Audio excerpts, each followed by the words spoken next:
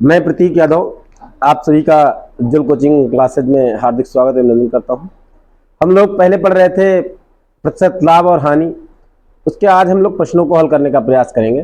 पहला प्रश्न है हमारा, यदि किसी वस्तु का क्रय मूल्य 120 रुपए हो तथा विक्रय मूल्य 150 रुपए हो तो लाभ कितना होगा। प्रश्न को फिर से देखेंगे। प्रश्न कह रहा है कि हमें लाभ ज्ञात करना है, तो हम लोग लाभ का फार्मूला लगा देंगे। लाभ बराबर होता है विक्रय मूल्य माइनस क्रय मूल्य। विक्रय मूल्य का मतलब बेचा गया मूल्य और क्रय मूल्य का मतलब खरीदा गया मूल्य। बेचा गया बेटा 150 रुपए और खरीदा गया कितने में, 120 रुपए में। हम ज्ञात कर लेंगे लाभ। तो विक्रय मूल्य बेटा कितना, 150 और माइनस घट कर देंगे क्या, 120। जब घटाएंगे 150 से 120 को तो 0 से 0, 5 से 2 गए 3 और 1 0। तो बेटा उसको जो वस्तु है उस पर कितने रुपए का लाभ होगा, 30 रुपए का लाभ प्राप्त होगा। मुझे आशा है कि आप सबकी समझ में आया होगा। अगला प्रश्न ऐसे ही हम हल करेंगे। एक कार 32% की हानि पर 34,000 रुपए में बेची गई, उस कार का क्रय मूल्य क्या होगा। तो देखना यह है कि मतलब हम जब कार को 32% की हानि पर बेच रहे हैं तो हमें 34,000 रुपए प्राप्त हो रहा है। तो कार को हमने कितने में खरीदा, हमें यह ज्ञात करना है। तो सीधी सी बात यह है, टोटल परसेंट कितना होता है, 100 में जब बेटा हमने 32% का घाटा सहा है तो हमें मिलेगा कितना परसेंट, मिलेगा 68%। और जब 68% मिलेगा तो 68% किसके बराबर होगा, 68% 34,000 के बराबर होगा। किसके बराबर, 38% जो है वो 34,000 के बराबर होगा। तो प्रतिशत में क्या करेंगे, ये प्रतिशत हटेगा, इधर नीचे 100 आ जाएगा, फिर पक्षांतर करेंगे, 100 ऊपर और 68 नीचे आ जाएगा। अब देखिए, 2 से काटे 2 पंछी 10, 2 जीरो 0, 2 तिया 6, 2 चक्कू 8, फिर 2 से काटेंगे, 2 दुना 2 इक्कम 2, 2 सतह 14 और 2 दुना 4, 2 पंछी 10, 17 इक्कम 17, 17 दुना 34 और 5 दुनी 10 का 25 दुना 50, सीधे कर लो, 25 दुना 50, 1 2 3 0, 1 2 3 0। इस प्रकार से इस प्रश्न का उत्तर हमें 50,000 प्राप्त होगा। और इसके बाद अगला प्रश्न है, एक रेडियो का क्रय मूल्य 360 रुपए है, 15% की हानि पर बेचने पर विक्रय मूल्य क्या होगा। कोई एक वस्तु है, उस पर 15% का घाटा सहकर बेचा जा रहा है, उसका जो विक्रय मूल्य है वो 360 रुपए दिया गया है। तो हमें जब जितना बेचा जा रहा है उस पर घाटा सहन करने के बाद कितने में हम बेचेंगे, हमें वो मूल्य ज्ञात करना है। तो 360 रुपए। अब उसके बाद सीधी सी बात यह है कि टोटल परसेंट कितना होता है, 100%। टोटल परसेंट कितना होता है, 100%। उसमें से 15% हमको घाटा हो गया, तो सीधी सी बात हमको प्राप्त कितना होगा, 85% प्राप्त होगा। तो सीधे हम क्या कर सकते हैं, 360 का 85% ज्ञात कर सकते हैं। और 85% जब ज्ञात करेंगे तो परसेंट हटेगा बेटा, नीचे 100 आ जाएगा, फिर एक 0 से 0 कट जाएगा, फिर 5 से काटेंगे, 5 दुना 10, 5 इक्कम 5, 3 बचे 35, 5 सत्ते 35, 2 इक्कम 2, 2 इक्कम 2, 2 अठे 16, ठीक, 17 18 का गुणा कर लेंगे। 18 और 17 का जब हम गुणा करेंगे, 7 अठे 56 के 6, 7 इक्कम 7, 5 12, 1 अठे 8, 1 इक्कम 1 और इनको जोड़ेंगे, 6 8 2 10 का 3 0। इस प्रकार से इस प्रश्न का उत्तर हमें 306 प्राप्त होगा। इसके बाद अगला प्रश्न है, सुरेश ने 100 वर्ग मीटर जमीन 3500 रुपए प्रति वर्ग मीटर की दर से खरीदी और उसमें से आधे को 4,000 रुपए प्रति वर्ग मीटर, शेष को 4,300 रुपए प्रति वर्ग मीटर की दर से बेच दिया।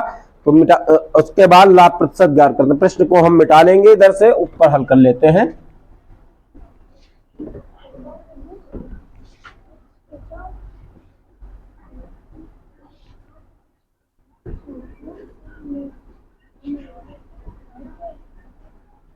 प्रश्न है, सुरेश ने 100 वर्ग मीटर जमीन 3,500 रुपए प्रति वर्ग की दर से खरीदी है।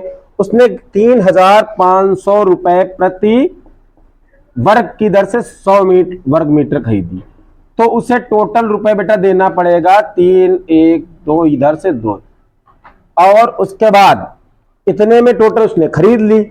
उसके बाद क्या करता है, आधी मतलब 100 की आधी 50, और 50 को बेच कितने में रहा है, 4,000 रुपए के रेट से। 4 पंजे 20, और 1, 2, 3, 4 जीरो, 1, 2, 3, 4 जीरो हो गए।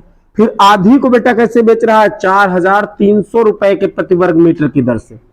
गुणा कर लेंगे हम लोग, 1, 2, 3 जीरो, 1, 2, 3 जीरो लगा दिए, 5 तिया 15 के 5, 5 को 20, 1, 21। इन दोनों को जोड़ लो, विक्रय वाले को और क्रय वाले से घटा दो। 1 जीरो से जीरो ये आ गया, फिर 0, 0, 0, और उसके बाद 0 से 5, 5, अब इससे 1 आ जाएगा तो 4, 1, 5। इस प्रकार से 4,15,000 हमें प्राप्त हुआ। अब क्या करेंगे, हम लाभ ज्ञात कर लेंगे। लाभ बराबर हमारा फार्मूला होता है विक्रय मूल्य, विक्रय मूल्य माइनस क्रय मूल्य, विक्रय मूल्य माइनस क्रय मूल्य। विक्रय मूल्य का कितना है, 4,15,000 रुपए, और क्रय मूल्य कितना है, 3,50,000 रुपए, 3,50,000 रुपए। इसको हम घटा लेते हैं इधर किनारे, 4, 1, 5, 0, 0, 0, 3 जीरो है, 3, 5 के बाद फिर 0, 0, 0, 0, 1 0, 1 0, 0, 5, 5, इधर से 11 से 6। इस प्रकार से 65,000 रुपए का लाभ हुआ। अब हम लोग क्या करेंगे, लाभ प्रतिशत का फार्मूला लगा देंगे और उत्तर को प्राप्त कर लेंगे। लाभ प्रतिशत बराबर क्या होगा, लाभ प्रतिशत का फार्मूला होता है लाभ गुणे 100 बटे क्रय मूल्य। क्या होता है, लाभ गुणे 100 बटे क्रय मूल्य। अंग्रेजी में कहें तो लाभ परसेंट या profit percent is equal to profit into 100 upon CP. Profit बेटा कितना है, 65,000 रुपए का, 65,000 गुणे 100, और उसने खरीदा कितने में था, 3,50,000 रुपए में।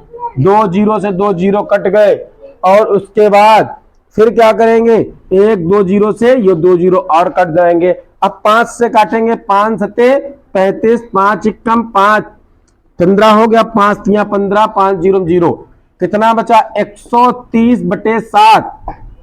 अब भाग कर लो 130 को 7 से, 7 एकम 7, बचा कितना 6, 7 अठे 56, 56 बचे कितने 4, आ जाएगा उत्तर इस प्रकार से 8 सही 4 बटे 7। कितने प्रतिशत का बेटा लाभ होगा, 18 सही 4 बटे 7 प्रतिशत का लाभ होगा। अब हम लोग प्रश्न संख्या 5 को हल करेंगे। हमारा प्रश्न संख्या 5 है, एक वस्तु विक्रेता वस्तु के मूल्य पर 15% की छूट देता है। यदि वस्तु का मूल्य 420 रुपए है तो वस्तु की खरीद पर कितने रुपए की छूट मिलेगी। कोई वस्तु है जिसको 420 रुपए मूल्य अंकित है, उस पर 15% का डिस्काउंट मिल रहा है, छूट मिल रही है, तो हमें कुल कितने रुपए की छूट मिलेगी।